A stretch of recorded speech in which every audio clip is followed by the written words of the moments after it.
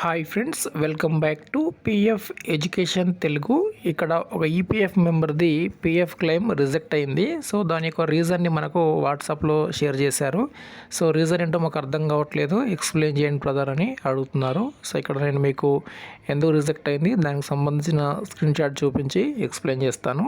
వీడియోకి లైక్ చేయండి, సబ్స్క్రైబ్ చేయండి. ఓకే ఫ్రెండ్స్, ఇక్కడ మనము క్లెయిమ్ యొక్క స్టేటస్ని ఇక్కడ చూస్తున్నాము. పిఎఫ్ క్లెయిమ్ అనేది ఇక్కడ మన క్లెయిమ్ ఐడి కనిపిస్తుంది, తర్వాత ఫామ్ టైప్ కనిపిస్తుంది. నెక్స్ట్ ఇక్కడ మనకు ఎప్పుడైతే క్లెయిమ్ రేజ్ చేసామో దానికి సంబంధించిన డేట్ కనిపిస్తుంది. కింద మనకు పిఎఫ్ క్లెయిమ్ అండర్ పాస్ ఉందా, సెటిల్ అయిందా, రిజెక్ట్ అయిందా అనేది కనిపిస్తుంది. ఇక్కడ మనకు పిఎఫ్ క్లెయిమ్ అయితే రిజెక్ట్ అయింది. రిజెక్ట్ అయిన తర్వాత ఈ విధంగా మనకు రీజన్ అయితే మెన్షన్ చేస్తారు ఎందుకోసం క్లెయిమ్ రిజెక్ట్ అయిందనేసి. So claim rejected, bank passbook should be attested by bank manager, returned for uploading readable bank passbook with matching member name and bank seal signature. ఇక్కడ మనము పిఎఫ్ అప్లై చేసేటప్పుడు already మనం చెప్పి ఉంటాము, PF మీరు ఎప్పుడైతే apply చేస్తుంటారో అక్కడ బ్యాంకు పాస్బుక్ మనము అప్లోడ్ చేస్తాము. కొందరి బ్యాంక్ పాస్బుక్ ఏంటంటే క్లియర్గా ఉండదు, నేమ్ కానీ ఐఎఫ్ఎస్సి కోడ్ కానీ విజిబిలిటీ ఉండదు, లేదా ఆ బ్యాంక్ పాస్బుక్ పైన మన యొక్క బ్యాంకు సీల్ ఉంటుంది కదా, స్టాంపు అలానే సిగ్నేచర్ మేనేజర్ది అక్కడ ఉండదన్నమాట. సో ఈ రెండు కారణాల చేత ఈ విధంగా పిఎఫ్ క్లెయిమ్ అనేది రిజెక్ట్ అవుతుంది.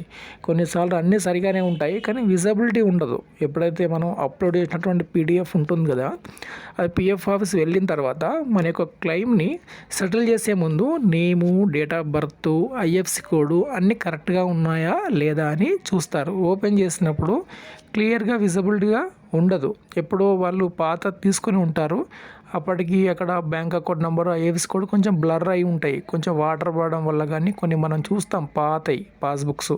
అలా ఉంటే మీరు కొత్త బ్యాంక్ పాస్బుక్ తీసుకొని మేనేజర్ ద్వారా స్టాంపు స్టీల్ వేసుకొని సిగ్నేచర్ తీసుకొని మళ్ళీ రెండవసారి పిఎఫ్ క్లెయిమ్ అనేది అప్లోడ్ చేయడం మంచిది. అలానే కొందరిది ఇప్పుడు బ్యాంక్ అకౌంట్స్ అన్నీ కూడా వేరే బ్యాంక్లోకి మర్జ్ అయ్యాయి. కొన్ని ఆంధ్ర బ్యాంక్ కానీ, లేదంటే కార్పొరేషన్ బ్యాంకు కానీ, ఓకేనా, దేనా బ్యాంకు కానీ, ఇవి కొన్ని బ్యాంక్స్ అనేవి వేరే అకౌంట్లోకి మెర్జ్ అయ్యాయి. కాబట్టి అది ఒకసారి మీరు చూసుకోండి.